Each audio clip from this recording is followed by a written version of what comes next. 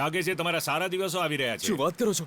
કાલે સવારે તમે બધા રેડી રહેજો. આપણે એક જગ્યાએ જવાનું છે. કઈ જગ્યાએ? તમારા રિસોર્ટની મિસ્ટ્રી સોલ્વ કરવા માટે આપણે એક માણસને મળવાનું છે. કોણ છે ફાધર? જૂના દુર્ગા દેવી અને નાગ દેવીના ઉપાસક વંશમાં જન્મેલી એક મહાન વ્યક્તિ છે જેમનું નામ છે રુદ્રા.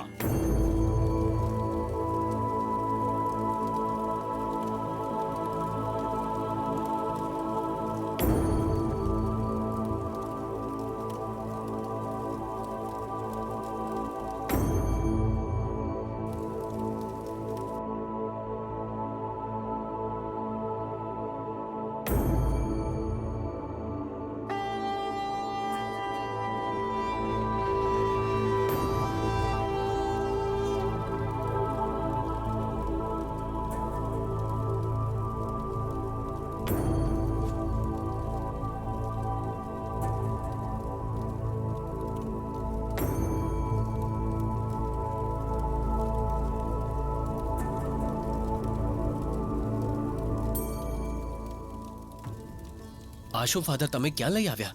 અહીંયા તો પૂજા પૂજા થાય છે.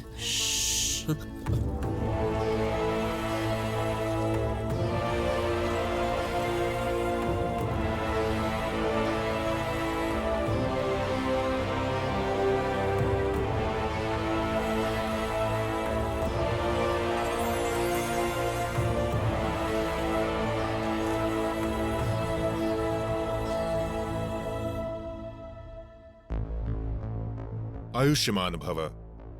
તને જોઉં છું તો મને ગર્વ થાય છે રુદ્રા. દેશ વિદેશમાં તારા જેવો કોઈ મેન્ટાલિસ્ટ નથી. વિજ્ઞાનનો જ્ઞાની થઈને પણ તું તારા ધર્મના માર્ગને નથી ભૂલ્યો. તું મહાન છે બેટા. ગુરુજી, સાયન્સ તેના પુસ્તકો સુધી જ સીમિત છે, પણ સાયન્સની આગળ પણ ઘણું બધું છે. એટલા માટે ખુદને અપડેટ કરું છું. આપણા પૂર્વજ જે રસ્તા ઉપર ચાલતા હતા, હું એને જ ફોલો કરી રહ્યો છું.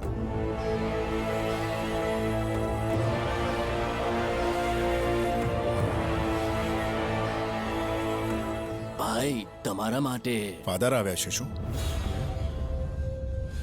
બોલો ફાધર, કેમ્પ ફાયર અહીંયા કરવાનું છે કે બીજે ક્યાંય?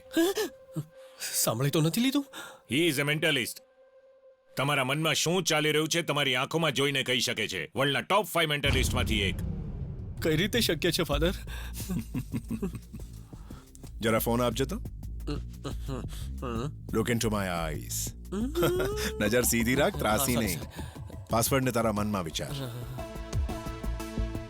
Repeat it again and again.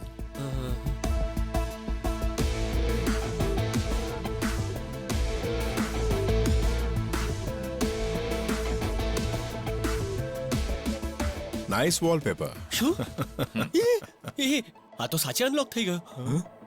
Rudra, રિસોર્ટની સમસ્યા ઉકેલાઈ જશે ને? દરેક સમસ્યાનું સમાધાન આ દુનિયામાં હોય જ છે ફાધર. બધું ઠીક થઈ જશે. સર, કમિશનર સાહેબનો ફોન. કેસ શું છે?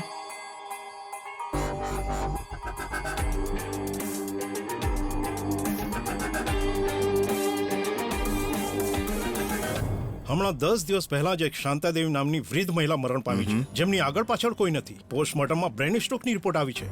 સફરજન ખાતી વખતે એક મોટો ટુકડો ગળામાં ફસાઈ ગયો, જેના કારણે ઓક્સિજન ન મળવાથી એમનું મોત થયું. પણ પાડોશીઓનું કહેવું છે કે તેમની મોત નેચરલ નથી. આ જ વાતને ધ્યાનમાં રાખીને મેં આ કેસ લીધો છે. એમના નોકરને મેં અમારી કસ્ટડીમાં લીધો છે. ક્યાં છે? જો હું તમારી સામે ખોટું નહીં બોલી શકું, ગળામાં ભગવાનની માળા છે. એમની મૃત્યુ સાથે મારો કોઈ સંબંધ નથી. હું દૂધ લેવા બહાર ગયો અને પાછા આવ્યો ત્યારે મરી ચૂક્યા હતા. પાછલા 10 દિવસથી આ જ કેસેટ વારંવાર રિપીટ કરી રહ્યો છે. એક જ વાત કહે છે કે કંઈ અલગ પણ? ઓલમોસ્ટ વર્ડ બાય વર્ડ આ જ કહેતો આવે છે. ત્યારે તો એક ખોટું બોલે છે.